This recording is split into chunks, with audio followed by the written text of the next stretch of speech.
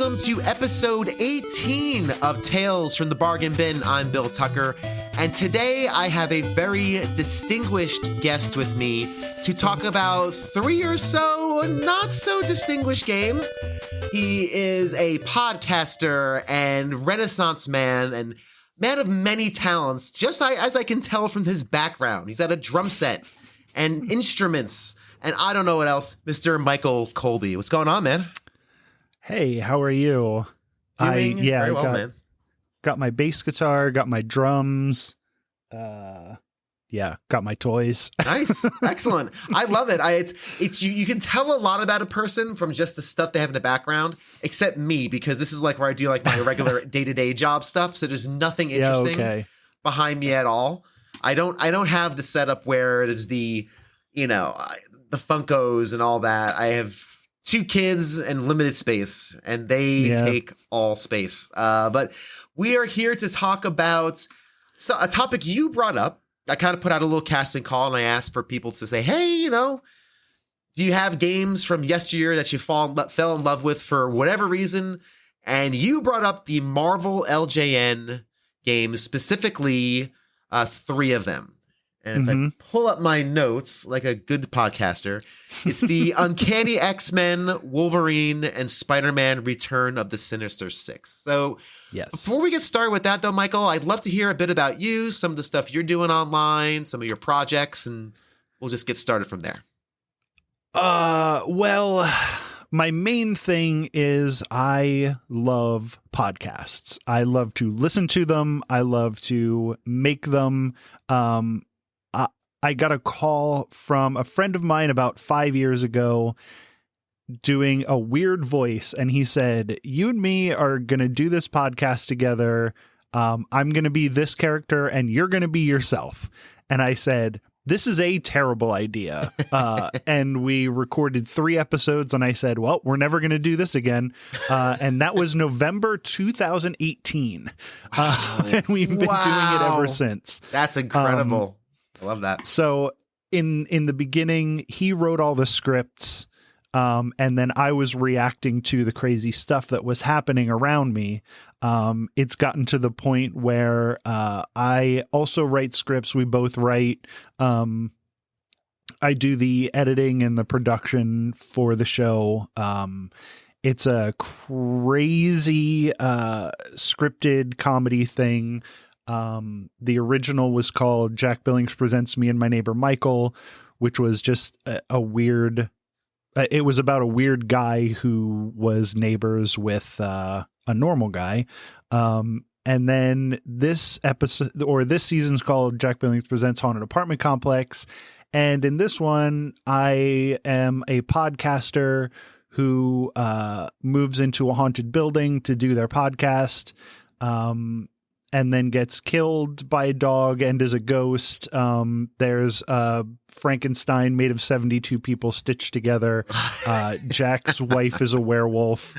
We have gentle vampires. There's a small town mob boss. A lot of stuff happens. That sounds so fun, and I love the fact that it sounds like it's evolved. Obviously, I mean, just 2018. Man. So the lore and just like how this is kind of developed sounds so fun and good. I recommend everyone check it out, and I'm going to do the same for sure this weekend as I'm doing dad stuff around the house. This will be a good listen. I was trying to tell a friend of mine who started listening to the show. She was like, oh, she's like, I'm going to start from the beginning, but I want to listen to the newest episode first. What do I have to know? And I'm like, all right.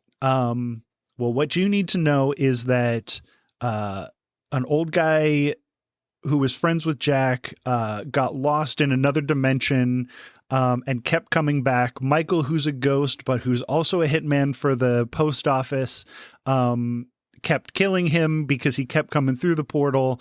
And then another Michael from another dimension came through that same portal after they got rid of the old guy. And then they fought. and switched places. So now alive living Michael is a ghost, and ghost Michael is alive and living, and he's not very happy about it because he liked being a ghost. So I love that. That's so fun. What fun is that? That's so good. I love that. Just weird. I just weird and strange. I'm all into that. It's very strange. And then I also do a show called This Bizarre Adventure, which is just talking about JoJo's Bizarre Adventure, episode by episode. I never watched it before, and my co-host B Highland, who is a podcaster, voice actor, fairly famous cosplayer in the Detroit area, is a huge fan of the show. And we met doing a different podcast, and we decided to do this JoJo podcast, and it's also very fun. Love it. Also very weird because we're both unhinged, and so that one's also not quite, your normal podcast. I love it. And I think these are all really good concepts, and I'm looking forward to checking them out for sure, and I hope my audience does as well. Now, the question is, though, did these games help you become as unhinged as you claim to be? That's the question. Did these have any... So let's talk about them. We are talking about 3 LJN Marvel NES games. And so these are your picks. Why did you pick them? How did you acquire them? And I'd love to hear the story behind it.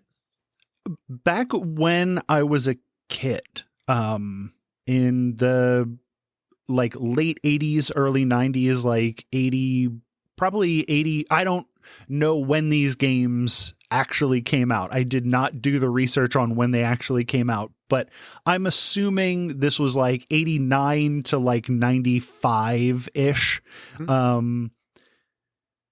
My grandmother, who actually, when people say, oh, my grandmother bought me games, my grandmother was the one who got me into video games. She had an Atari in her basement. She had a Nintendo in her apartment when she moved. We used to play video games together all the time. We would call each other when we figured out how to get through a maze stage in Super Mario Brothers. Nice. Okay. So this is not like my grandmother who had no idea what was going on. Interesting. Buying me games. But she did know that I liked comic books, and at the time it was NES comic book games or nothing. And I never had the heart to tell her that these were bad games.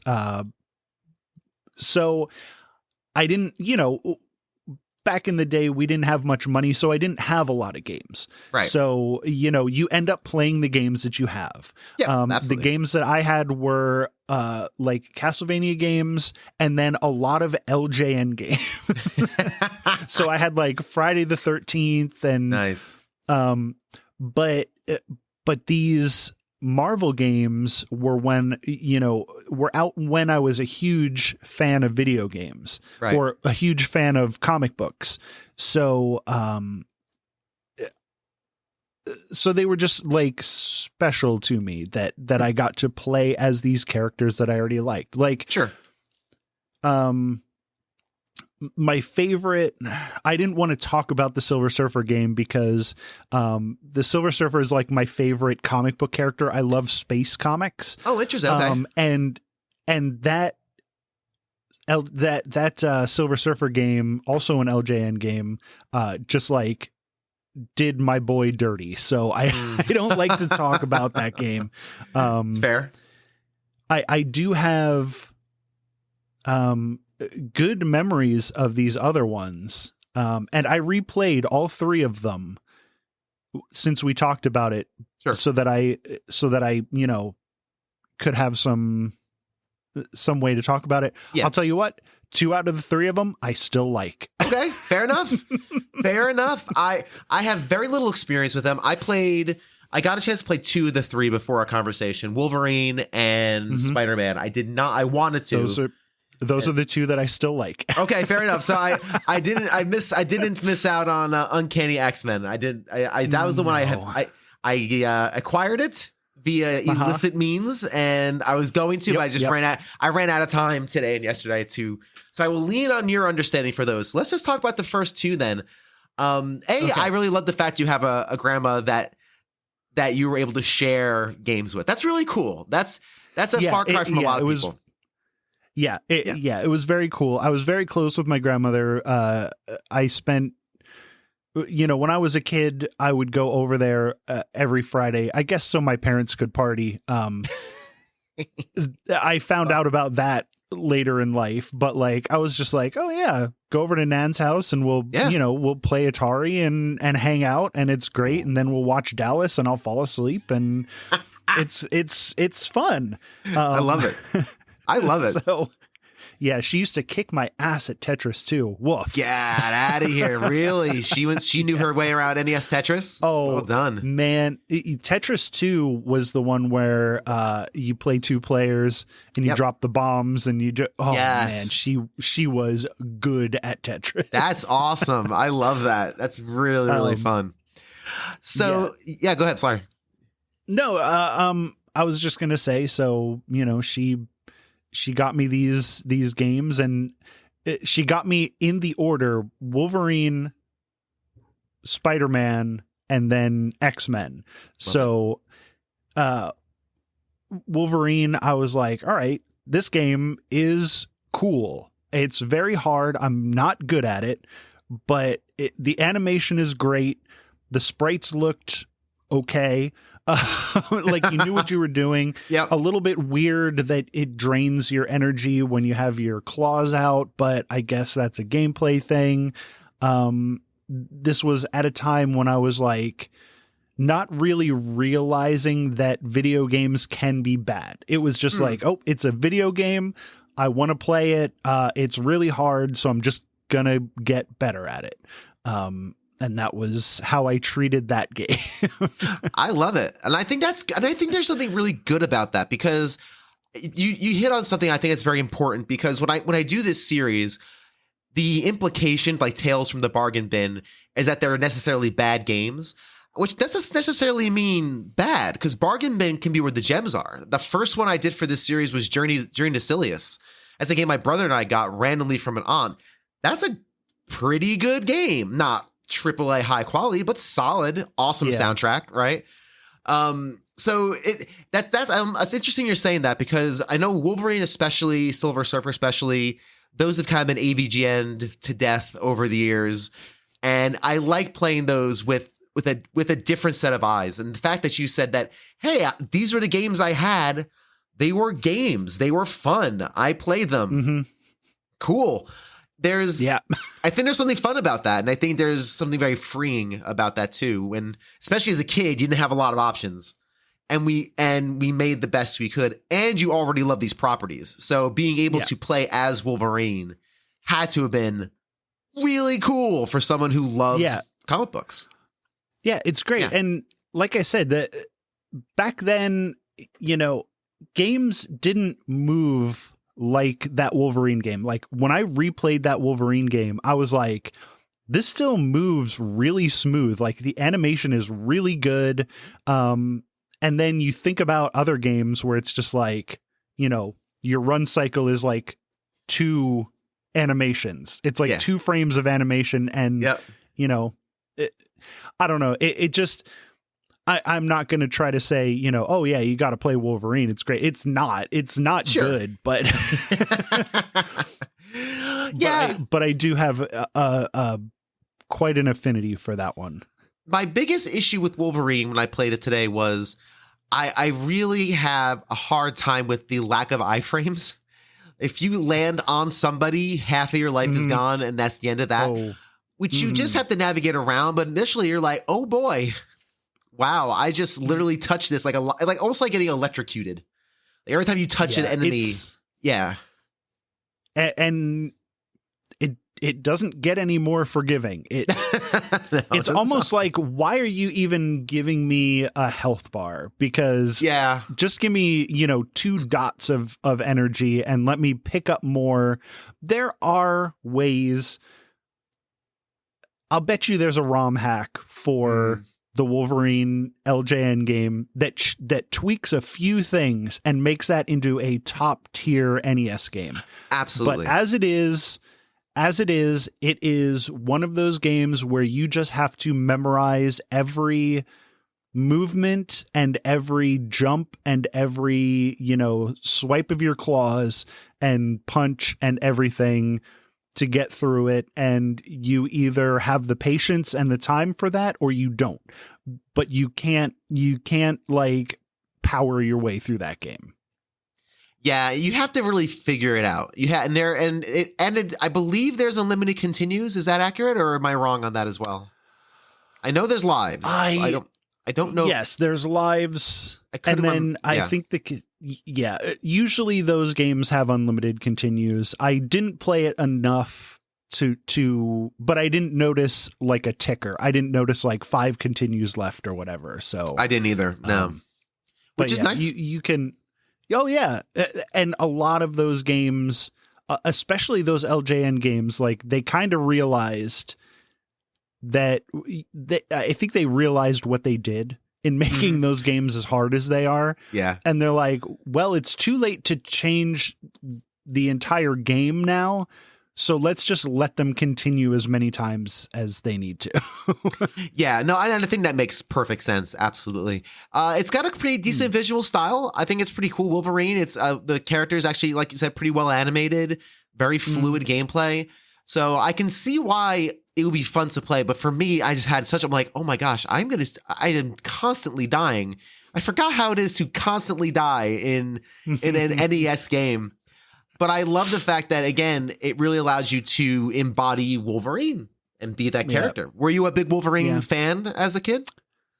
I mean, yeah. In the 90s, I think it was...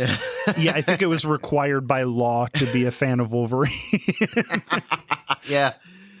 I liked that it was the brown and tan suit. I like that suit a lot better than the yellow and blue thing. Okay, there are people. I know people who refute that. I know people who are love the yellow and blue. Absolutely, I'm sure there are. I just think that was the ugliest X-Men time. Fair, super fair. I remember, again, I was not a big comic book person growing up. I don't know if you've heard me on games my mom found or not, but I don't know much about anything about comic books. It's not my thing. This never was too many things of media in the world. I had friends who were really into it. I used to hang out at a comic book store after school because I had friends who were into it. It was just to hang out with them. And I remember Wolverine that was one of those top tier. Everybody loved Wolverine. And again, how could you not, right? Like he's this badass looking dude with knives that come out of his hands. Like how cool is that? So the ability to do that in the game is got to be really fun for a fan. It's really cool. And again, that animation of the claws coming out of his hands is like super cool. Yeah. But then it happens and you notice that your life is ticking down. And then if you punch with your claws out, it makes it tick down even faster. And it's like, what is happening? That's so rough. Why is this happening? So rough. Please don't punish me for doing the super fun thing I'm here to do. And then when you put them back in, it doesn't regenerate your health. No. That's Wolverine's whole thing. Is that he regenerates health. Like, I get it. Yeah. The claws come out, it hurts him. But when the claws go back in, give me my energy back. That might be one of the things that a ROM hack could do. Sure. Or a good old fashioned Game Genie code. That's never a bad thing. I'm sure there's Game Genie stuff. I should probably check that out. Yeah. I didn't even think of that, but no, that's was the first how I got through the Silver Surfer game, because there's an invincibility code, but then the game becomes no fun. Exactly. That's the thing. Then you realize how little there is. Yeah. When it's easy, you're like, oh, okay, now this isn't fun. Damn it. What can I do? Where's the happy medium I can find in this experience? So now, was Wolverine the first one you received of these three, or was the first one? As far as I remember, it was, because I know that X-Men I got last. Gotcha. I believe it was Wolverine, or at least they were close enough, because my birthday's in February, and then Christmas, so it could have been, just 2 months apart, and maybe I was playing something else, but I remember playing Wolverine first. Absolutely. So let's talk about Spider-Man: Return of the Sinister Six. So that one again, as you replayed it of its time ish around there. What was your take on? Were you a big Spider-Man fan at the time and of that whole thing? Not as much. Okay. Like I said, I like the space stuff. Back then, the X-Men were going to space a lot. That was like during the Dark Phoenix times, and so like there was a lot of the stuff that I liked going on in the X-Men comics. So I saw a lot of that. That's when I sort of picked up. But like Daredevil, Spider-Man, earthly city, New York dwelling things were never like really my thing. But I think out of all of these three, that Spider-Man game is my favorite one. The controls are really, really bad. Which I noticed when I replayed. I thought something was wrong. I'm like, something is wrong here. What am I doing wrong? But it's just A and B. Why can't I move mid jump? How come I have no momentum? But then again, you think about it, like, if I jumped in the air, I can't like just launch myself forward. I have to need momentum to move. And I think if I had spent more time with it, I would have gotten used to it. But it's got a pretty cool visual style. I love Spidey's his wall climbing animation is adorable. It's the cutest thing. It's so good. That's the thing. This game, I don't know what I don't know why they did this, but they made everybody chibi. Like everybody their heads are too big, their arms are too short, their legs are too short, and it's like, okay, I don't know why, but I guess this is a style. But yeah, the I don't know, just like the way you shoot your webs is weird. Your punch is too short. The jump, the trajectory on your jump is unfortunate. But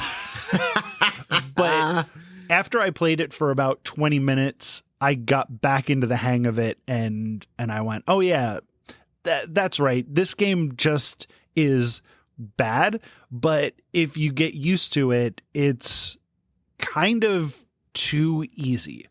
Interesting. Which I like about it. I like an NES game because Wolverine never really gets easy. You just have to learn that game. Right. Once you figure out those terrible Spider-Man controls, you can play through that game sort of no problem, which I do like, because like the boss fights never get hard. You always have enough life to make it through a level. There's more pickups than you think. It's just a matter of having bad controls. And you can avoid a lot of the confrontations as well. I found myself, because of the controls, constantly jump kicking over people. And that animation is very interesting, because when Spidey kind of rears up to kick, his foot doesn't come out until like halfway through the leap. So you can just like leap over people like you're a figure skater or a vaulting over. And I'm like, okay, so this is like literally like a taekwondo kick. Like I watched my kid do, and he's 7. He has to like chamber the kick before releasing. It's again, but that's all part of like the learning of a game. Like it's like, okay, that's the rule of the game. That's how. Yeah. Okay. Yep. I could not get a handle of the swinging and the webbing. I couldn't get a handle of it. I just felt like it felt very deliberate. I was able to defeat Electro, which is the first boss, by literally standing in one place and waiting for him to come at me and then hit it and punching him. And that's what I did. Yep. I just waited. I was just patient. And honestly, that's the way you beat all of those bosses. Okay. I think Rhino is a little bit more active, but the rest of them, your worst enemy in that game is the controls. Yeah. Otherwise, you're going to have an easy time. You can totally Dark Souls that game.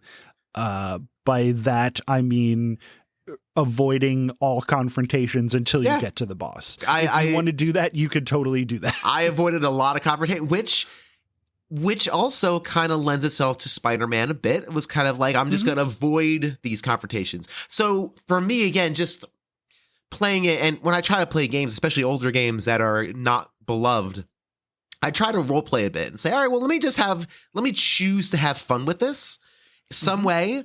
And that was my way of having fun. I'm Spider-Man. I'm just going to avoid these jokers and jump past their bullets and then go take on Electro. So, and I had a good time.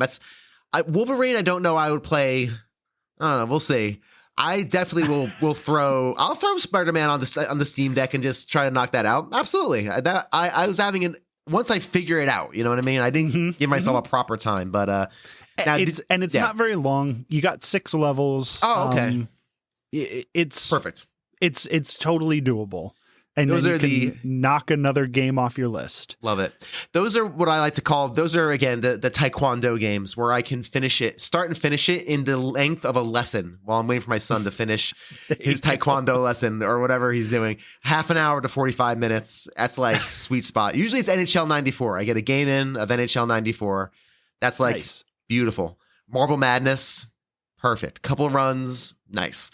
But that might be one of those things where I add that to the repertoire for sure. I probably should be watching him, and I do. I kind of glance up.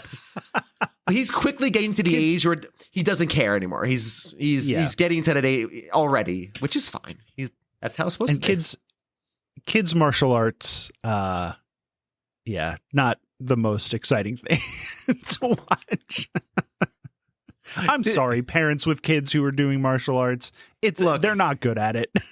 and let me tell you something. This is in this show, as if those who listen to this show know, this goes into non sequiturs. This is what the show is about. Because let's be honest, I did one of these episodes on Marble Madness. How long can I talk about a marble rolling down a hill? So especially when it's 5 levels long. And there's 5 levels. There's not a lot there. My son is in Taekwondo, and he just got invited to leadership, which all that means is he can take more classes a week. He can take like more fun classes, and they charge us more money. They literally charge us more money, and we have to buy more weapons and more stuff. That's literally what it is, but it's good for him. It's good leadership, and they invited him. So today was his first class that he went to because he's now in the leadership program, and it was all adults and teenagers. Like, he went to a real Taekwondo class. Like, he wasn't going to the 7-year-old Tigers class, ATA Tigers, where they're just doing punches and kicks and no one's very good at it, as you said. No, this was competitive sparring. Ooh. And I'm like, are we in the wrong class? And he's on the big mat. He's the smallest person there. And there's a couple other kids kind of sort of his age there as well. So they were partnered up with another teacher.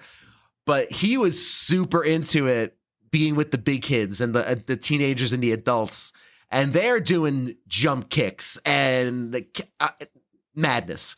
So he had today his first reel, and he was sweaty. He walked out of there. Usually he walks out of his Taekwondo class just like, all right, that was fun. Yeah, I'm not really doing much. But in this class, he was working. He was like, I'm tired. So anyway. Yeah, get that. Get him to beat up the big kids. Hey, listen, and it's really cool. The kids, all the older kids and the adults, they're all cheering him like, hey, he's new to that class, but some of them know him now. Like, hey, Will, welcome. It was cool for him. It was very, very cool for him. He's very happy. I thought he'd be nervous, like, oh no, these are the big kids. Now he fell right into it. He loved it. He was like, oh, this is cool. Awesome. So maybe he'll be Spider-Man one day. He has a Spider-Man costume. With the hood and the whole thing. And he loves his Spider-Man costume. I think that might be his favorite superhero, Spider-Man. He's been begging me to watch the Into the Spider-Verses, which are awesome. But they're heard those are very good. They're very good. They're very good. And again, they're great. He's a little young for it yet, but maybe this year, maybe this summer we'll roll the dice on it. My thing when it comes to kids and media, it's not so much the corrupting of young minds, which is important. I mean, he's not going to watch Game of Thrones. he's not playing The Last of Us anytime soon, but it's more about, will you wake up with nightmares at 2 a.m. and interrupt my sleep? That's my concern. Is it going to inconvenience me? Because if there's a chance of this inconveniencing me, then we're not good. We're not good. He saw the Ninja Turtle. Yeah. Yes. I'm glad that somebody said it, because usually when I say stuff like that, people are like, oh, how could you? That's so bad. No. No. I'm also a person. Daddy needs his sleep. Mommy needs her sleep.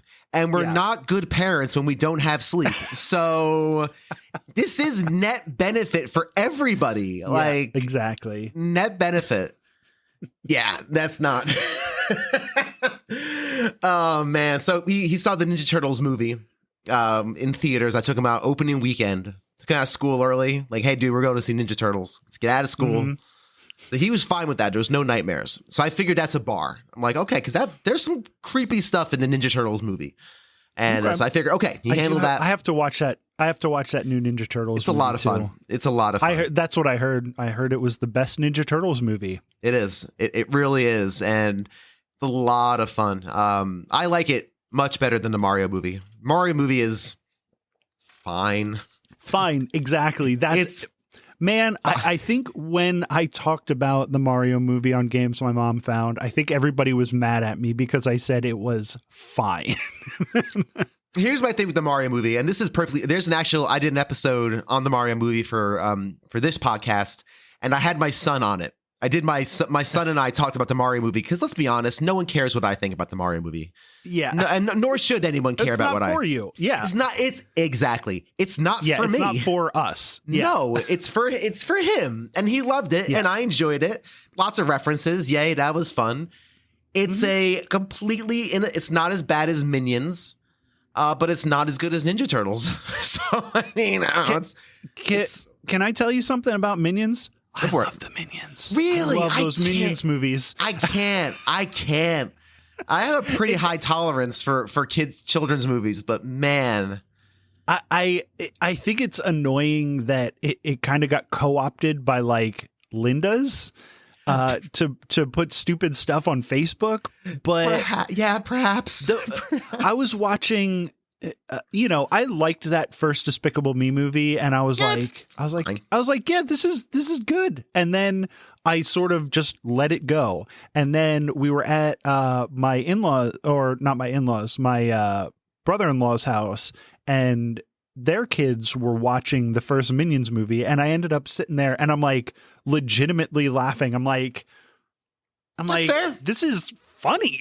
That's fair. That's fair. You gotta put your brain down to a 7-year-old, and then well, see, part of the fun for me is enjoying them enjoying it. I have to enjoy them enjoying it, and that's the fun for me. But sometimes, like our home, there's a parlor, there's a shroud above our home right now, and that shroud is Trolls 3 band together. Now, I don't mind the Trolls movies. The first Trolls movie is actually much better than it has any right to be. It's fine. It's charming. The music's charming. It should be a miserable experience, and it's not. I have not. I've only seen bits and pieces of Trolls 2, so I can't speak to it. But we saw Trolls 3 as a family in the theaters on a sneak preview, like a week before it came out. I got an email from the Alamo Draft House. They know their audience. Hey, old man with kids in summer, come on by and watch this movie early. And it was a kids screening, so the lights are kind of up a little bit, and it's a little quieter, and the kids are allowed to be. And I had a blast in the theater with the kids, like with my 3-year-old and my 7-year-old. They're dancing. And again, it's a kid's screening, so no one's respecting the quiet, but they're supposed to. It's fine. Yeah. But this is a one and done movie, and with my children, nothing is ever one and done. This has replaced Frozen as the every time in the car, Daddy, Trolls 3. And this, it is someone's nightmare. It is a nightmare. This is it's not good. This soundtrack, a divorce from the theater and the popcorn and the soda and the fun of watching the kids dance in the car with them in the back singing really bad boy band songs, really bad. It's gotten to a point. Luckily, in our family, we have a rule: you can't listen to the same song twice in one day. So there's no repeating the same song 15 times in one day. That does not happen. Okay. Just so you didn't get a Baby Shark situation? No Baby Shark. No Baby Shark. How many times I've heard Kung Fu Fighting? How many times? And I love the great Carl Douglas. He's great. I got no problem with him. But boy, oh boy, years now of this song. Anyway, we have gone afield even for this show. Yeah. But we have gone afield. That's the magic of editing. So let's quickly steer back onto I'm trying to think of a good link for us, and I won't have one. So let's just jump into the third one, which I didn't play, which was Uncanny X-Men. Tell me a bit about Uncanny X-Men. Okay. Uncanny X-Men is really bad. There's no reason for this game to exist. It is a game where you play as the X-Men, but it's like a really like pulled out, like over the top. It's like a top view. So you're like, it doesn't scroll, but you're going vertically up the screen.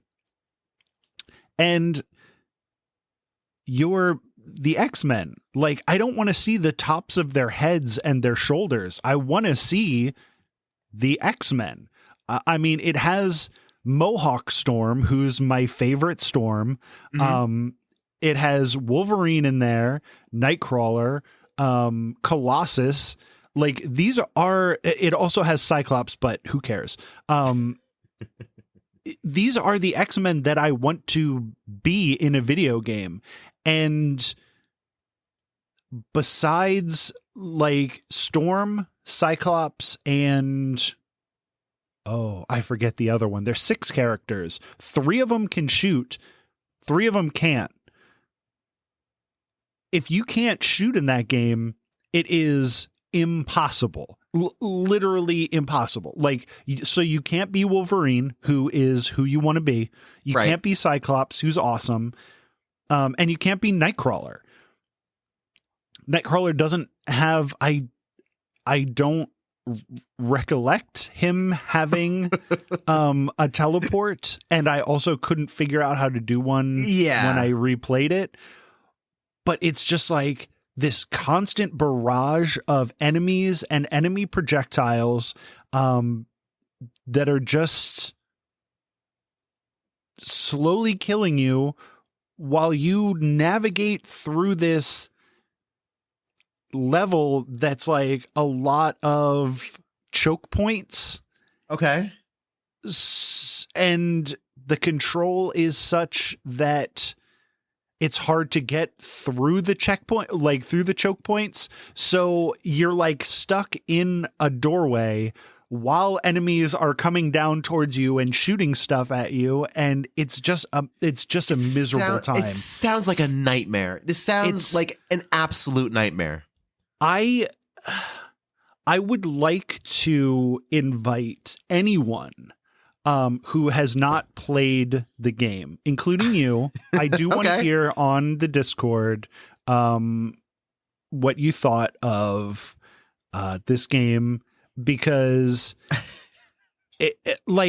I'm not saying that nobody likes it. I'm sure that there's people out there who like this game, and sure. I mean, I used to have a podcast called I Love This Terrible Game, where we talked about games that were critically panned that we like to play. Yeah, and fair. Wolverine and Spider-Man, like you said, they've been, the subject of so many YouTube videos about how bad they are. And I have a blast playing them. Like, I like Dick Marcinko Rogue Warrior. Like that. I like Wet. These are the types of garbage games that I enjoy playing. And I was playing this X-Men game, and I'm like, there is no reason that anyone should play this game. So I invite you to load up that ROM at some point. All right. Just give it a couple minutes, because I promise you those couple minutes are going to tell you everything that you need to know about this game. Man. You have an AI partner who is useless except to get themselves dead. Lovely. It's just the absolute worst, and it looks bad. You can't tell what the enemies are, and again, it's from overhead, so your X-Men that you are playing, you can see their shoulders, the tops of their heads, like sort of their fists, and their legs when they walk, but you never get to see awesome Mohawk Storm. Sounds like a nightmare. I'm looking at screenshots as you're talking. It just looks like madness. Just a mess of backgrounds and flooring. It's and you can't really tell what's going on. Like, there's no, like, oh, this is the danger room, or this is, this place. It's just like desert, forest, and then you just go through bad mazes that you can't navigate because you're too big, and you get shot at. And the enemies are also from the top down, so you don't know what's going on with them either. There's no animations to show when they're about to attack, so you don't know when an attack is coming. You don't have that much life. It's a miserable experience. And I was like, I remembered playing a lot of hours of this game when I was a kid, and I can't figure out how. Every once in a while, I'll play a game that I remember fondly, and I'll be like, oof, but never like this. Never like this. It's one of those things where I look at it and it just seems incomprehensible. I can't imagine renting that game. Like, renting would be a nightmare. I'm actually, one of my favorite things to do on this show is to look at the manual, because whenever people say, oh, I can't figure out this game, my answer is always, well, you need the manual. Mm-hmm. It's not going to explain these things to you. This manual is a nightmare. It is 12 pages long. Which sounds actually 15. I apologize, with the limited warranty and the FCC regulations. It's 13. Table of contents. It's about 12 pages of NES manual. It is just walls of text. Just walls of text. Game guide number 2. The object of the game is simple. You must maneuver your team of X-Men through each mission, dodging or battling the many foes set against you as you try to put an end to Magneto's plans for world domination. You will encounter a staggering array of enemies, fiendishly hidden dangers, and special power items to help you on your way as you search for the secret command post hidden in each mission and shut it down. What? Not helpful. And none of this is valuable information. No. Like, none of this. It's all bad. It's all so bad. It's not. It's just a wall of text. They did not understand how to program competent backgrounds for you to traverse your character over, and they did not know how to make paragraphs, because there are just blocks of text. There's no this was the last one that I got before we moved on to the Genesis. And I think it's the first one that got made. So I'm going to, because we did have like a local, because you said about renting it, we did have a local place that rented. And when they made the switch, they stopped renting Nintendo games. They put the games in a barrel and they sold them for $1 a piece. That was when my NES collection grew. Oh boy. And I wouldn't doubt if that's where she got that X-Men game because they were $1. But if you want to do some bargain bin games, I was just talking to my friend about that very barrel that we got those $1 games out of, and I got Ghost Lion. I don't know if you ever played Ghost Lion. No, what is Ghost Lion? It's an RPG where you play as a lady. It's insane. It has please Google it, because you have to see the cover for Ghost Lion. You will not believe. Boy, you will not believe me when I say that this is an RPG. Oh boy. Wowie zowie. Yeah. Yep. Let me see if I can paint the picture here. So it features it's a cat. Do the cat first. The cat. So the cat is a white lion, as you would imply from the title of the game, Ghost Lion. It's a white lion looking very regal and stunning in the kind of the lower right-hand third, I guess you would say, like the lower right-hand quarter of the thing. Ghost Lion emblazoned above the lion's head. And then the entire left half of the image is a very pleasant looking lady with a very low cut white t-shirt, gray tights, a sword, and a mane of orangey hair that is more robust than the lion sitting next to her. And she has this look on her face, not of adventure or daring do, very satisfied. Like, all's well here. I got my sword, I got my tights, I got my lion. And what else do I need? You wouldn't think that this was a fantasy RPG by this lady who looks like she just came from an aerobics class in 1982. She's just done her jazzercise, and she stopped by the Jamba Juice real quick for a quick smoothie. Saw a lion. Hey, lion, come on over. Yep. Wow, I will tell you, as a 15-year-old boy, that is the reason that I bought that game out of that dollar bin. Of course. And I was very disappointed with what I got. But also then after I played it for a little bit, it's a decent game. Okay. I was waiting for the other shoe to be like, actually, it's an unsung gem. Like, this is actually pretty solid. It's not good. It's no Star Tropics, but it's fine. It's a perfectly serviceable RPG on the NES. Awesome, man.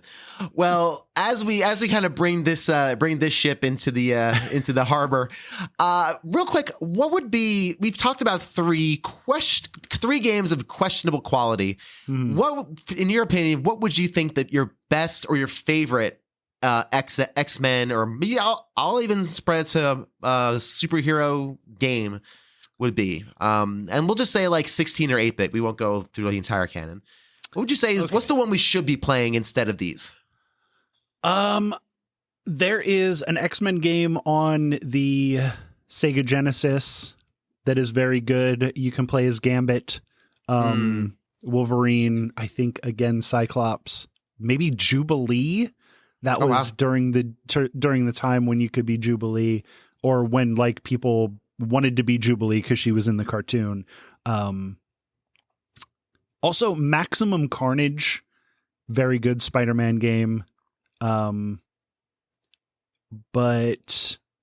I think if I'm going to pick one superhero video game from the 8 and 16-bit era, it would be Batman Return of the Joker on the Genesis. The 16-bit version of Return of the Joker. That's a great game. Those sprites are so big and beautiful, and like the gameplay is difficult but like not impossible, and just good weapon selection, and it's just a fun side-scrolling beat 'em up starring Batman, who's right on. It's cool. You can't go wrong with Batman. It's really, it's hard to go wrong with Batman.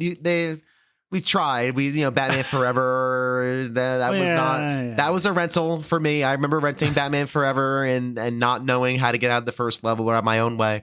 But for the most part, you can't go wrong with Batman. So real quick before we finish up, the way I usually end these is, it's kind of like games my mom found. I didn't steal it completely from Mike. I just lovingly borrow these things. Do you, if these games came in a 3-pack, let's just do it that way, would you put them back in the bin? or do you take them home and add to the collection? If it was a 3-pack, I would take them home. Okay. And then throw X-Men in the garbage. Yeah. 2 out of 3 ain't bad. Yeah. If Meatloaf taught us anything, 2 out of 3 ain't bad. Michael, thank you so much. And thank you so much for checking out this edition of Tales from the Bargain Bin. If you're listening to this show, you're either A, really excited, we're in the middle of a Final Fantasy series, or completely sick of it. And this is a little break for you regardless. Either way, this will help you either have something to listen to that's not Final Fantasy or take that breather. But thank you either way for checking. If you're sick of the Final Fantasy, don't worry, you're not the only one. So am I.